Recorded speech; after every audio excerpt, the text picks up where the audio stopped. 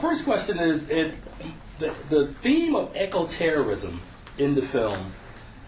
It's kind of ironic that we're talking to you on a day that there's another terrorist activity that's going on. Sometimes we always talk about how art imitates life, life imitates art.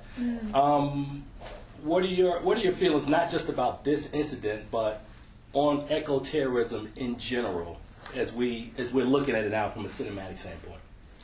Well, I think that the film is asking these questions that we're all asking each other right now. I mean, it's a movie about deep cover, really, and about a girl who goes into deep cover to infiltrate a world that is really outside of the world that she knows. And she's a conservative, Christian, sort of very moral person who has seen her job as something that is part of law enforcement and as a sort of ethical thing, and she finds herself in really gray, murky water at some point where there are parts of this group that she spent time with that she identifies with or agrees with their perspective, and then she's suddenly looking at her former authority figure, her boss, and suddenly questioning her values and motives when she finds herself in a situation where the group's going to harm innocent people, and she calls her boss, and her boss is like, not our problem, not our client, which is a space we haven't seen before, corporate espionage, which isn't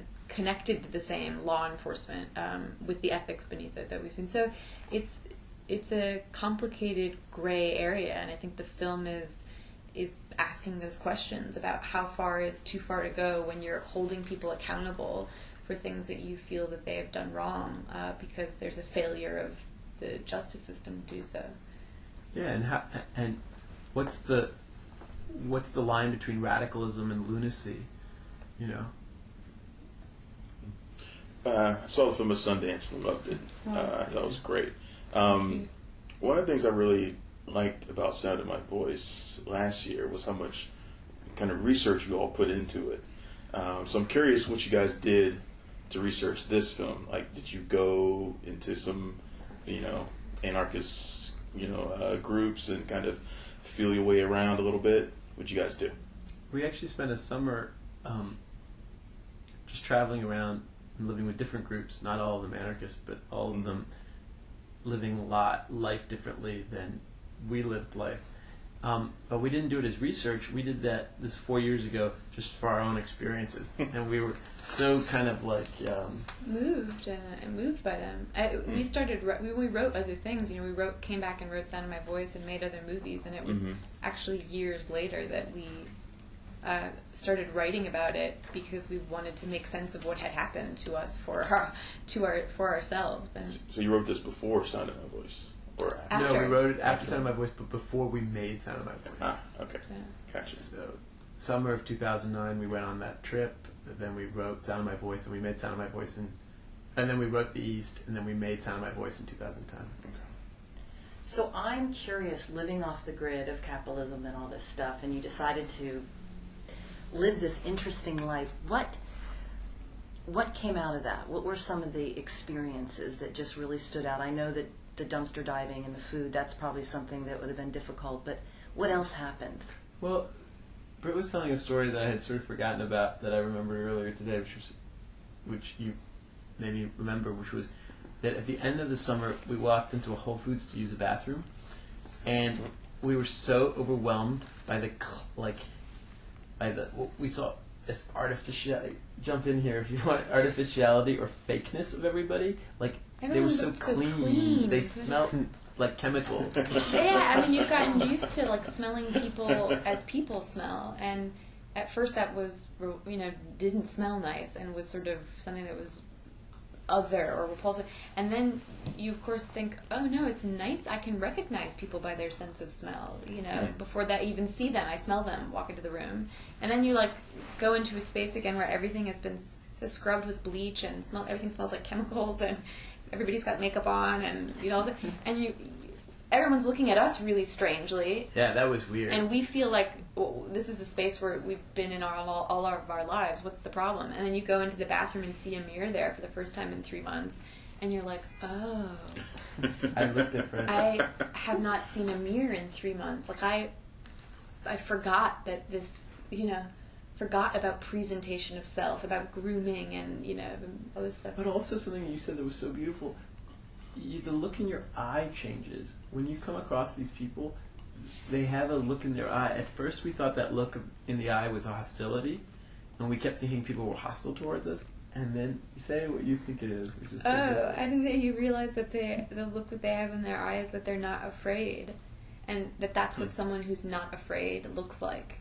And I didn't even realize how afraid I was of everything, of failing, of messing up, of not succeeding, of not getting a job and not having money and being homeless. And then you live this life where you live off the grid of capitalism, and you live well, in fact maybe even more meaningfully and in a more connected way than you ever have in your life, and you become radically Not unafraid. to say that it isn't hard. Oh yeah, it is hard.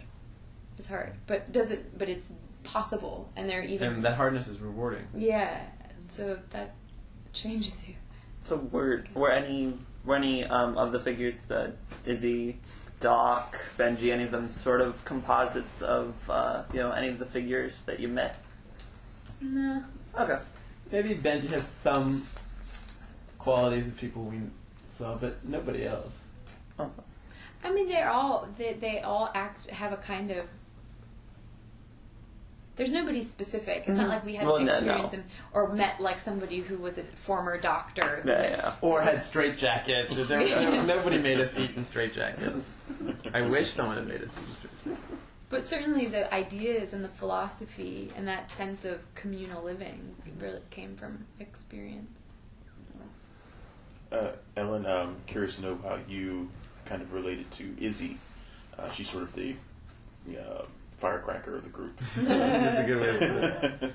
Yeah, I mean, I related to Izzy like I think how a lot of people feel right now. I think people are frustrated and angry at corporate greed and the state of how we're treating our environment and the lack of accountability and responsibility taken by people who have a lot of power, and a lot of that power comes from a lot of human suffering and like human oppression in regards to just continuing growth and profit. And I know that I'm a person who wakes up every day and I'm sort of unwillingly, but like knowingly oppressing a lot of the world because of the comfort that I live in and the energy that I use and the car that I drive. And I think it's hard to know how to exist right now in that. And here's someone who feels that anger and goes outside and takes takes accountability for themselves and has a very specific agenda that they're very passionate about. And now, regardless of what one feels about then the things that transpire, to be able to play a character who is exploring all that and sort of getting the opportunity to really let out a lot of that anger, and I think a lot of people's anger, was great. I think it's really ironic as I'm sitting here listening to you guys, and he heard me snickering a couple minutes ago.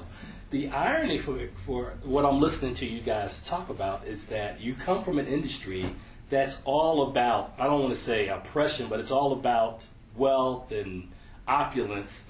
And as you guys are portraying these roles of these characters, isn't there sort of a kind of, what's the word I'm looking for?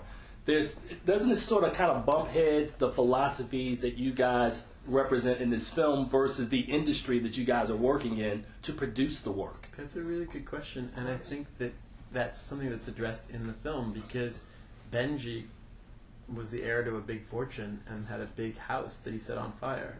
So I think that is definitely something that we're addressing head on in the film, and that we're talking about the haves and have-nots and the spaces in between. I mean, very few people give up their money. So that makes him a very strange character to begin with. I don't know if that makes him more relatable, because I don't know anybody who gives up their money, but he did. And so there is something to be said for that.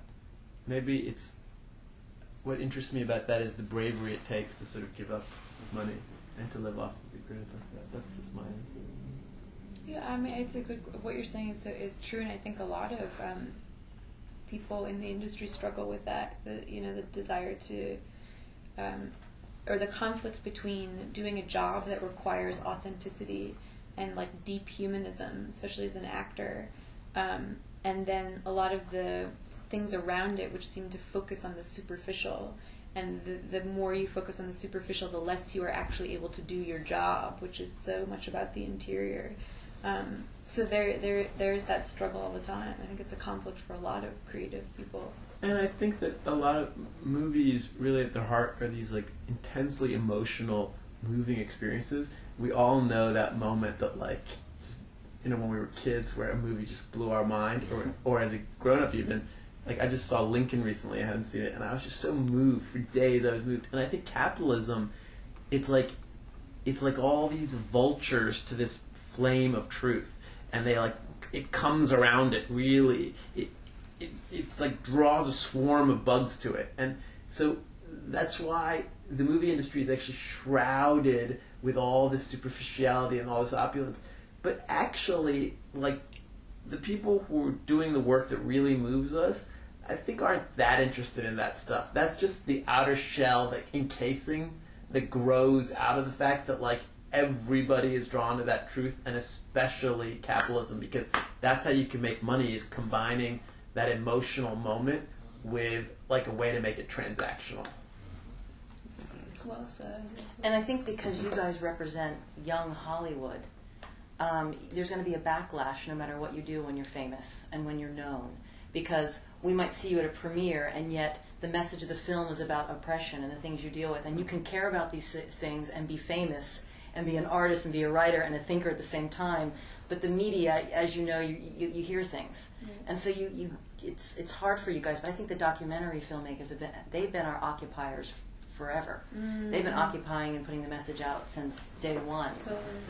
So in this film, you have a combination of the psychological thriller and the documentary, real things that are happening in the last 5 years that are driving us nuts, wound in a political thriller, so it's timely and relevant. Well, I'm going on way too much. Well, I'm learning. Are you kidding? We're all in on it. So I agree with what you're saying, and we feel that too. Yeah. Because we could put on a play, the three of us, for ourselves in this room about what we're all feeling, but then nobody sees it. So it's like going to doing a premiere, and the photos from the premiere equal people watching it, and it reaches a wider audience than the documentary reaches, then is that an okay trade sacrifice? And I don't know the answers to that. We began with the moral gray. That's moral gray. Like, I don't know I don't know the answer. You're not justifying it. I'm not justifying it. I'm just saying that's what I'm choosing to do. And I recognize I'm in the moral gray, but I think I would rather be a part of a story that reaches more people, and I'm okay with the fact that I'm going to walk through a lot of moral gray to do that. I find it interesting. Sorry, I didn't mean to interrupt you. Kind of springboarding off this part here, that your films have mostly debuted at Sundance, because I feel like this is a movie Robert Redford would have made or could make, and it would be right in his alley. He's kind of a guy who's been going through asking the same questions you guys have been, trying to find that balance between being informative and insightful and kind of teaching a little bit and making movies that are entertaining and thrilling. Did you ever talk to him about it, or did he see the film or anything like that? He hasn't seen the film, but I should talk to him about it. I don't know why. Well, because he's been promoting his own movie very that's busy. similar. Yeah. I mean, I'm sure that he will watch it But at some I'm sure point. he will watch it at But some we're point. so indebted to him and so grateful to him, because I think that purity that I was talking about earlier, at the height of his career, at the height of his fame, he walked away from it and went to... You tell me, it's your story.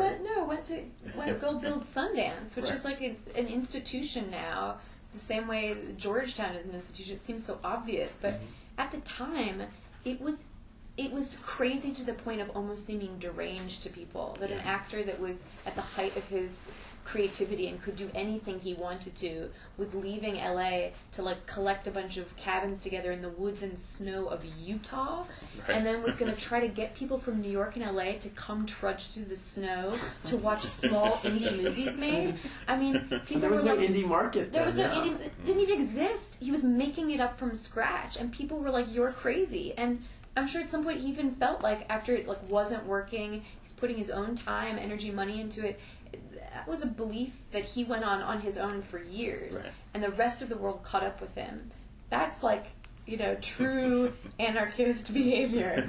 And we owe our ability to potentially make work, to have made this film, is completely because of him, and like what he created there.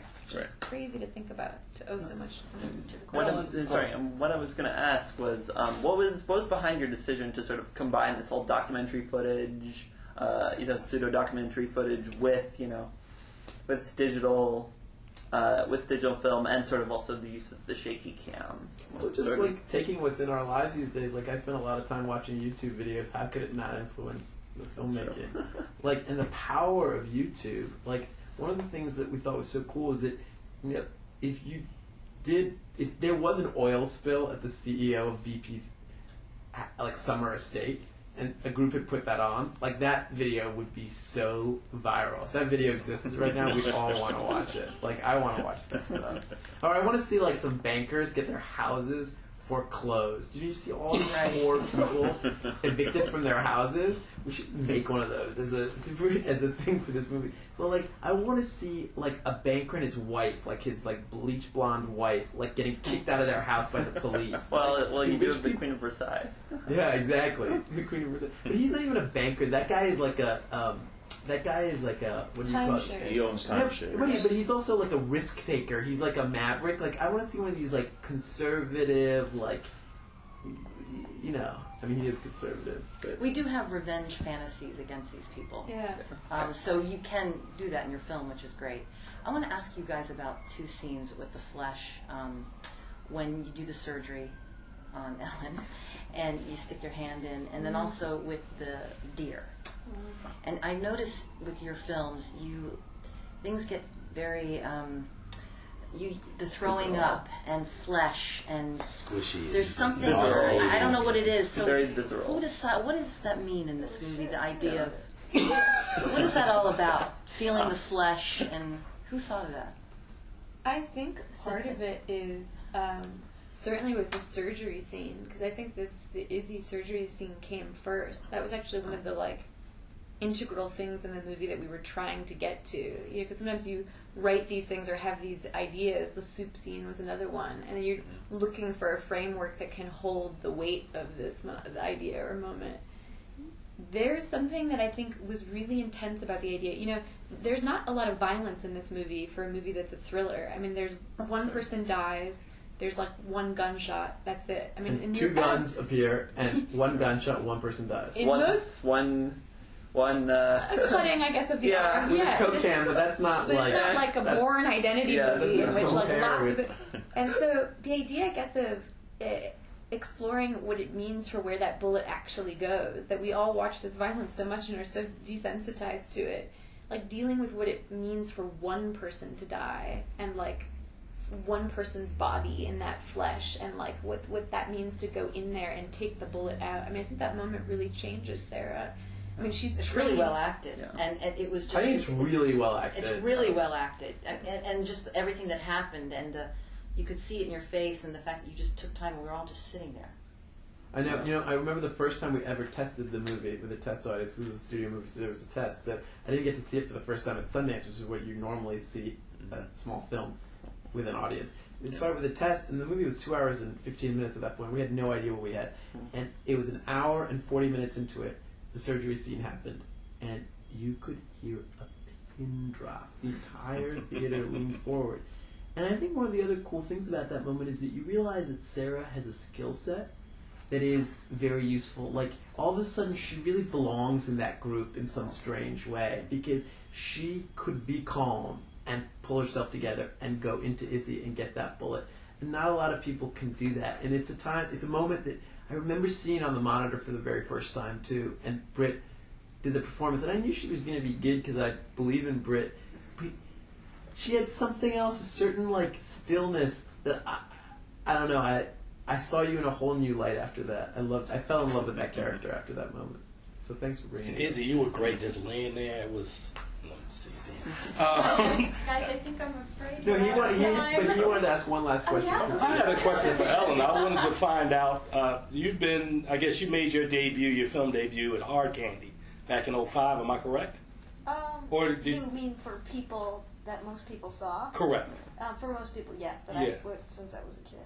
But I was going to say, you've successfully made the transition between making smaller films and then being in like much larger films. How's that journey for you? Is that kind of the optimum way for you to work, that you just want to kind of drift through both worlds, or are you just attracted to work that speaks to you? Well, it's both, and I've just been, I've been really, really fortunate to be involved with, such projects, and to work with Chris Nolan is amazing.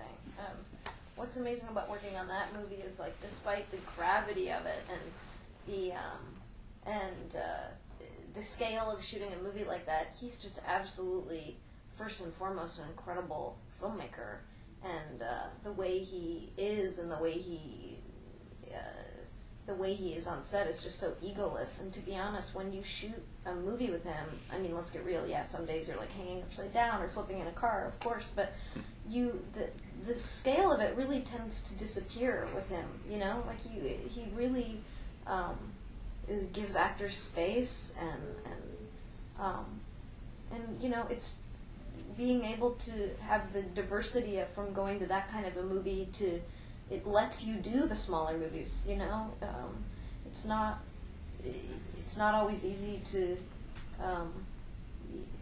just get in whatever movie you want. Like, there's other factors that are involved, and so from a purely business perspective, yeah, it's great to be able to have that diversity. But I think it's just like different kinds of filmmaking. Like, I'm shooting an X-Men movie right now, and it's the first time I've been on a set like that in a while, and it's funny because you just forget the last thing I did was a Lynn Shelton movie for, it's a few $100,000 budget in Seattle and no trailers to shooting X-Men, but it's fun. It's interesting to go from both, to go from a